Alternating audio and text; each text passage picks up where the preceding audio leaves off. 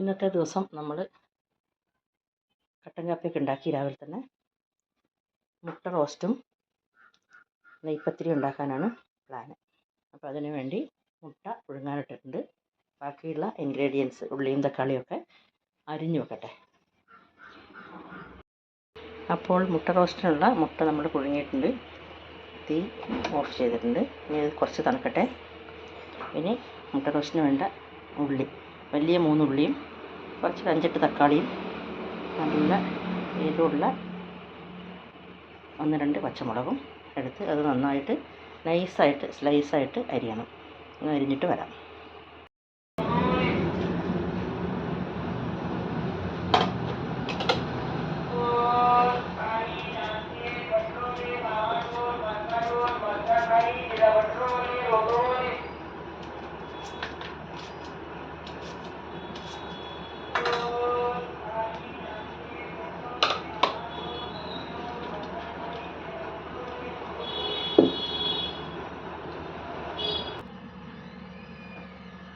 അപ്പോൾ നമ്മൾ ഉള്ളി, തക്കാളി, പച്ചമുളക് എല്ലാ സാധനങ്ങളും അരിഞ്ഞു വെച്ചു.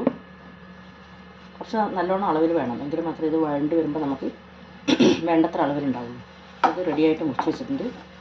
ഇനി ചീനച്ചട്ടി അടുപ്പത്ത് വെച്ചിട്ടുണ്ട്. അതിലേക്ക് കുറച്ച് വെളിച്ചെണ്ണ ഒഴിക്കുന്നു.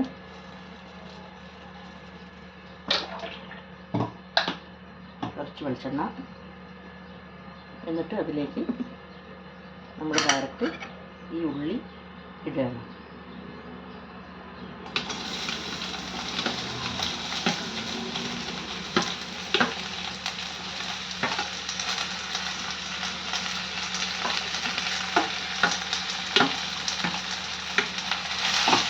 ഉള്ളി ഒന്ന് വഴണ്ട് വന്നതിന് ശേഷം മാത്രമേ തക്കാളി ഇടുന്നുള്ളൂ.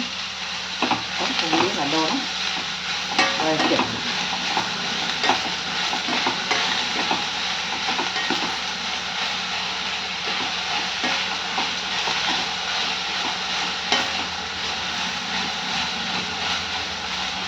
ഉള്ളി വേഗം വഴണ്ട് വരാനുള്ള ടിപ്സ് എല്ലാ അമ്മമാർക്കും അറിയായിരിക്കും, എല്ലാ വീട്ടമ്മമാർക്കും.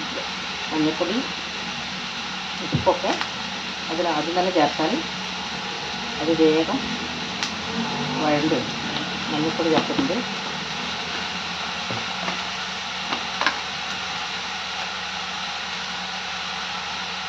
ഉപ്പ് ചേർത്തിട്ടുണ്ട്. ആവശ്യത്തിനുള്ള ഉപ്പും മഞ്ഞൾപ്പൊടിയും ചേർത്തിട്ടുണ്ട്. എന്നിട്ട് അത് നന്നായിട്ട് വഴണ്ട് വരട്ടെ.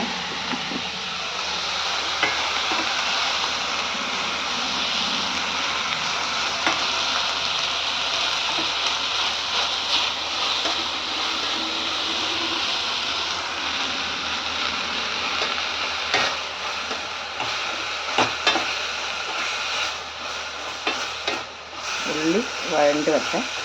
അപ്പോൾ അതിന് സമയമുണ്ട്. അപ്പം നമുക്ക് കാണാം.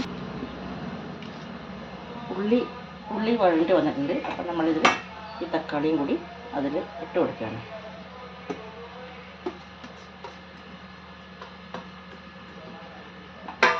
ഇനി ഉള്ളിയും തക്കാളിയും കൂടി നന്നായിട്ട് വഴണ്ട് വന്നതിന് ശേഷം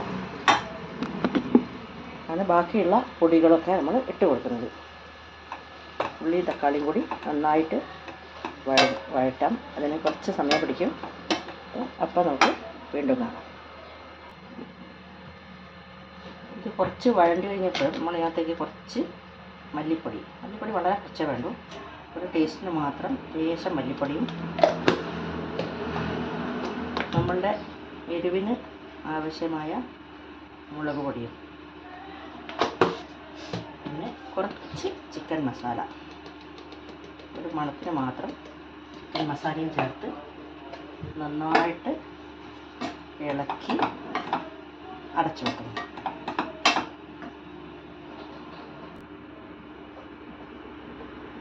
അയ്യോ, കരിവേപ്പില ഇടാൻ മറന്നുപോയി.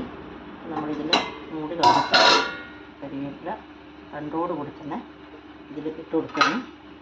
നമ്മുടെ വീട്ടിൽ ഉണ്ടാകുന്ന കരിവേപ്പില ആയതുകൊണ്ട് നല്ല പ്യുവറാണ്, വിശ്വസിച്ച് യൂസ് ചെയ്യാം.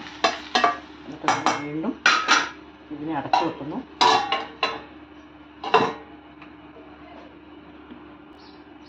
അപ്പോഴത്തേക്കും അതാവുന്ന സമയം കൊണ്ട് നമുക്ക് മുട്ട തോട് പൊളിച്ച് വെക്കാം. മുട്ട തോട് പൊളിക്കാൻ ഇതിൻ്റെ വലിയ വശത്ത് ഇങ്ങനെ മുട്ടിക്കഴിഞ്ഞാൽ പെട്ടെന്ന് തോട് പൊളിക്കുമല്ലോ. ഇതൊക്കെ അറിയാത്തവരാരുള്ളല്ലേ. ആ സമയം കൊണ്ട് മുട്ട തോട് പൊളിക്കുകയാണ്. പിന്നെ ഇന്ന് മുട്ടയൊന്നും പൊട്ടിയിട്ടില്ല. ചില സമയത്ത് മുട്ട പുഴുങ്ങാനിട്ട് കഴിഞ്ഞാൽ അത് പൊട്ടി ആകെ അതിൻ്റെ ഉള്ളിലത്തെ സാധനമൊക്കെ പുറത്തേക്ക് വന്ന് നാശമായിട്ടുണ്ടാകും. അപ്പോൾ അത് എന്തുകൊണ്ടാണ് അങ്ങനെ വരുന്നതെന്ന് ചില പ്രാവശ്യം പൊട്ടില്ല, ചില പ്രാവശ്യം പൊട്ടും. അപ്പോൾ നമ്മൾ എല്ലാ പ്രാവശ്യവും ഒരുപോലെ തന്നെയാണ് ചെയ്യുന്നതെങ്കിലും മുട്ടയുടെ പ്രശ്നം കൊണ്ടാണോ അല്ല നമ്മളുടെ പ്രശ്നം കൊണ്ടാണോ എന്നറിയില്ല.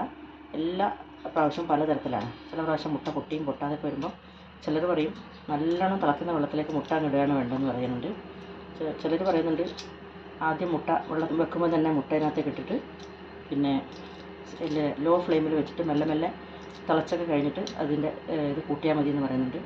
അങ്ങനെ പല അഭിപ്രായങ്ങളും പറയുന്നുണ്ട്. എന്തായാലും ഇന്ന് മുട്ട ഒന്നും തന്നെ പൊട്ടിയിട്ടില്ല. അപ്പോൾ അതിൻ്റെയൊക്കെ തോട് കൊടുക്കട്ടെ. ഇത് ആയിട്ടുണ്ട്.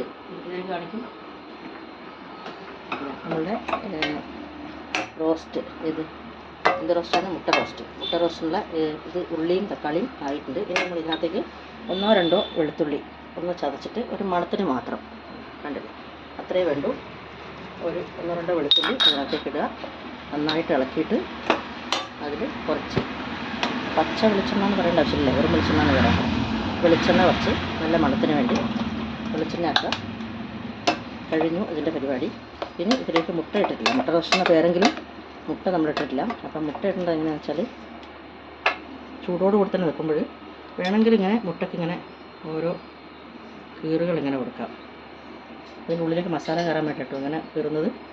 അപ്പം ഇങ്ങനെ ഓരോ കീറുകൾ കൊടുത്തിട്ട് കത്തി തിരിച്ച ആവശ്യമില്ല. ഇങ്ങനെ ആക്കിയിട്ട് മുട്ടേനെ വിടണം. അല്ലെങ്കിൽ മുട്ടേനെ ഇങ്ങനെ പകുതിയായിട്ട് ഇങ്ങനെ മുറിക്കുക. എന്നിട്ട് ഇങ്ങനെയും ഇടാം.